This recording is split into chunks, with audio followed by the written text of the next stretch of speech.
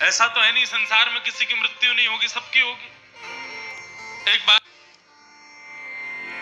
ऐसा तो है नहीं संसार में किसी की मृत्यु नहीं होगी, सबकी होगी। एक बार एक सौभाग्यवती नारी का दुर्भाग्य रहा और उसके पति उसको छोड़ के चले गए। बहुत रोई बेचारी, मेरे पति कहां चले गए, बहुत रोई। लेकिन फिर परिवार के लोगों ने जाकर के उसका संस्कार कर दिया। बहुत महीनों तक विलाप करती रही कि मेरे पति कहां हैं, लेकिन जैसे तैसे ठीक होने लगी। परंतु एक दिन आया,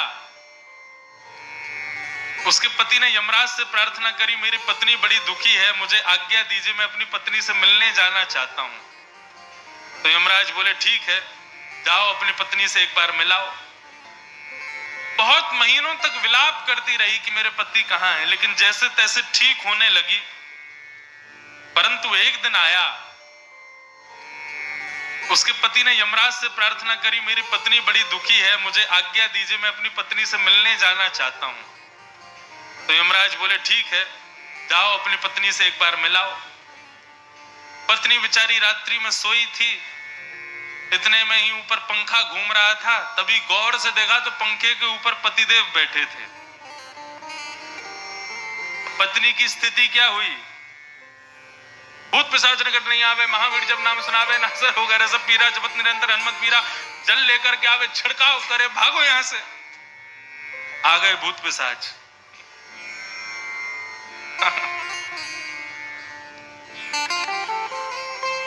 पत्नी घबरा गई उसको देख करके, पंडित जी के पास गई, महाराज मेरे घर में आकर के कुछ करिए।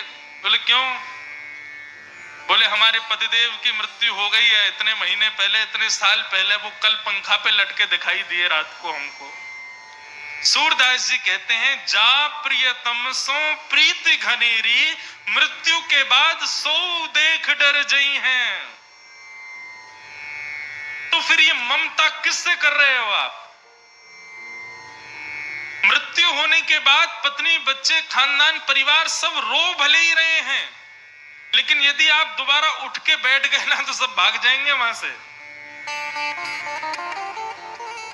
क्योंकि उस समय भय लगता है कि अब तो ये चला गया, अब नहीं आ सकता। और यदि चमत्कार से आ भी गए तो सब भय के मारे भाग जाएंगे।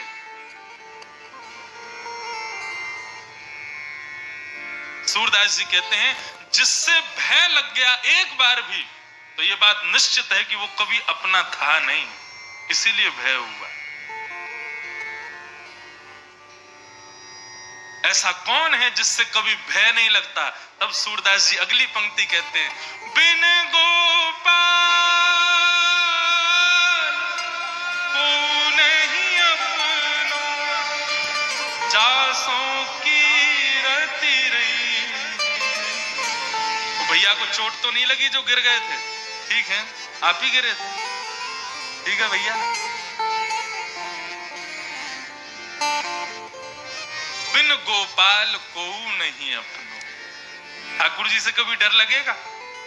कभी डर नहीं लगेगा। मान लो आप सो रहे हो रात्रि में, अंधेरा कमरा है, और उसी समय नील वर्ण आपको दिखाई देने लगे और चंदन की सुगंधी नासिका में आने लगे, रुम झुम पायलों की झनकार आने लगे। तभी नेत्र खोल करके देखो, मोर मुकुट पीतांबरधारी द्वारिकाधीश सामने खड़े हैं, श्री वृंदावन बिहारी लाल खड़े। भय लगेगा क्या? नहीं लग सकता। ठाकुर जी से कभी भय नहीं लग सकता। रात्रि में एकांत सड़क पर घूम रहे हो, कोई नहीं है, सुनसान बिल्कुल, और तभी आगे की गली में से त्रिभंग ललित श्याम सुंदर चलते हुए सामने आ जाएं, भय लगेगा क्या? नहीं लग सकता। जिसको देख करके कभी हमें भय हो ही नहीं सकता, वास्तव में वो ही अपना है। और ऐसे केवल गोपाल जी हैं, दूसरा कोई नहीं।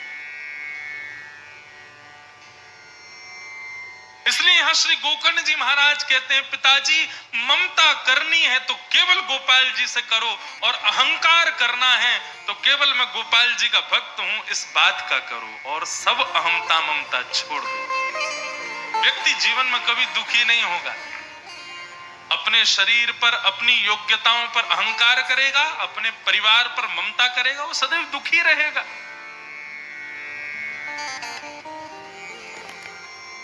इस प्रकार से गोकर्ण जी महाराज ने पिताजी को ज्ञान उपदेश किया और ज्ञान उपदेश करने के बाद में श्री गोकर्ण जी महाराज ने सदगति को प्राप्त किया। आत्मदेव जी सदगति को प्राप्त हुए। धुंधुकारी जो था वो एक प्रेत बन गया और उसको प्रेत योनि से निवृत्त करने के लिए गोकर्ण जी ने भागवत की कथा सुनाई। तत्पश्चात धुंधुकारी प्रेत योनि से मुक्त हुआ। ऐसे भागवत के इस महात्मा को हम प्रणाम करते हुए भागवत के प्रथम स्कंद में प्रवेश करते हैं।